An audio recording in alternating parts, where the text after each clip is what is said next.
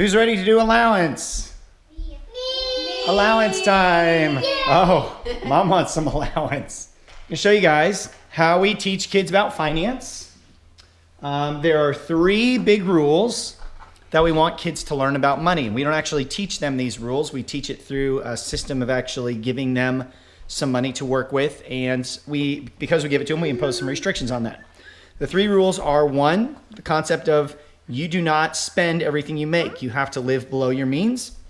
Rule number 2 is delayed gratification. This is something we're wanting to teach our kids in all areas of life, but finances is a really good area to teach this as well. So delayed gratification. And rule number 3 is that money has a purpose, the concept of budgeting and giving your dollars jobs. Isn't that right, you guys? Actually, there's kind of a 4th one we've been introducing lately, and that's making your money work for you. They both have a stock in which company? Twitter. And you have one in? Twitter. Yep. And what does it mean to have a share? Where does Chad win that? To a little part of a company. You own a little part of a company. If the company does bad and loses money, then what happens to your share? It gets smaller. Yep. And what happens if the company does good? Well, if the company does good and grows? It gets bigger. Yep. And Shay, you have a share. Where's your share? Twitter. If you have a share in a company, what does it mean? Twitter. It means Twitter, right? We haven't really done stocks with him yet. So, okay. So here's our budget. Kai, you're going first. So they get every week, they get $3. So I'm going to add $3 to their total. That makes 16. Guys, what has happened to your Twitter share, by the way? Tell us the story of what happened to your Twitter share. How much did you buy it for? $31. And what happened to it? It grew up to 40. So you made how much money without working? 10? 9. You made $9 without working at all. It stepped up the stairs. Yep, then it went back down a little bit. But you guys have made money. So they made 3 weeks worth of money without doing anything. 3 weeks worth. So, okay, we added some money. So they have $3 left to budget. Now what we do before they can even touch it, what's the first thing we do? What happens to our first money? We put 10% of it inside retirement in cars. Yep. So right away, they have this concept that you only get to live on 80% of your money, which is going to be your whole lives. 10% goes to God.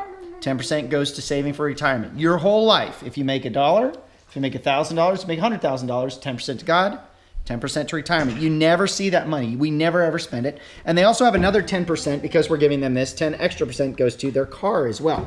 So what's 10% of $3?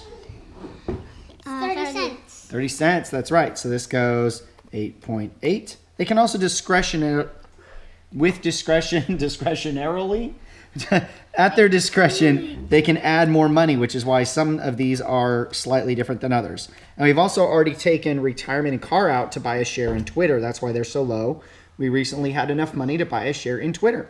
So now you have $2.10 left, and at least one of those dollars has to go to savings.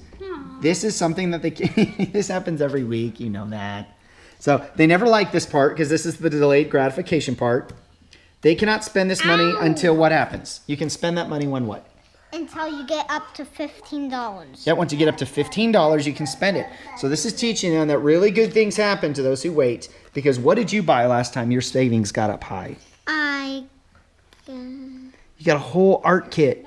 And I got a huge, you got a full compass. doll from Target, and before then you got a full art kit. So they bought really cool things. I got an army. I didn't get a doll. You got an army compass. Yeah, you got a doll. Yeah, remember the doll from Target? I didn't get a doll. You did get the doll from Target. You're the one that you feed. The one that you feed, the baby alive. Yeah. So now, do you remember what you bought with all your spending? So then what's left, they can add into spending. So every week they get roughly $1.10 if they didn't do any extra chores or anything extra. What did I get? If they do extra around the house, they get even more money. So sometimes they'll have up to $4 or $5 or $6. But the baseline is they always get $3 for doing nothing. We can also, if they're really being kind of a stinker, we can take some of that away. We give and take away. Army compass. Show us the army compass. This is what he bought with his spending money. And it wasn't quite $15, so I let you spend it. Your savings. Right. With your $1.10, do you want to put it, Kai, in gifts or spending? All of it in spending? All of it in savings? What do you want to do with the $1.10 left? Half and half to give some spending. Okay, so that's going to be 55 cents, not $55, 0.55. Boop. leaving 0.55 left. 0.55. Boop. There we go. No money left. That's how much you have in your bank account, which is in my bank account. And look, your tithe has gotten up to $8.80. You're getting more retirement car. We're going to be able to buy another share before too long. Maybe we can buy a share in something else. Buying shares in multiple companies is called diversity. So that way if one company does bad, maybe your other companies do good and you still make money. So that's how that works. So that is how we teach kids those 3 rules and the new 4th rule, which is make your money make money for you. And if you have any thoughts, any things that you guys do to teach your kids about money, I'd love to see those as well, because this is something that we really have enjoyed doing as a family. We're really passionate about whatever our kids do make. In America, there's really no reason people shouldn't do well unless there's real tragedy that happens in their lives. So if our kids learn how to manage money, they'll do very well in life. So yeah, that's it. Let us know what you have below in the comments as well. And that's pretty much what we've settled on so far. Disclaimer, it's not a perfect system. They do now think about money when they go shopping, and they want to buy stuff too. So Laura has to be kind of state in advance, we're not going to spend money today. We're just buying groceries or something, because otherwise it can be like, oh, I want to spend my money. I want to spend my money. I want to spend my money again constantly. So we do have to kind of, there's a little bit increased overhead of it's not always time to spend your money. But yeah, that's how we have been teaching our kids about finance.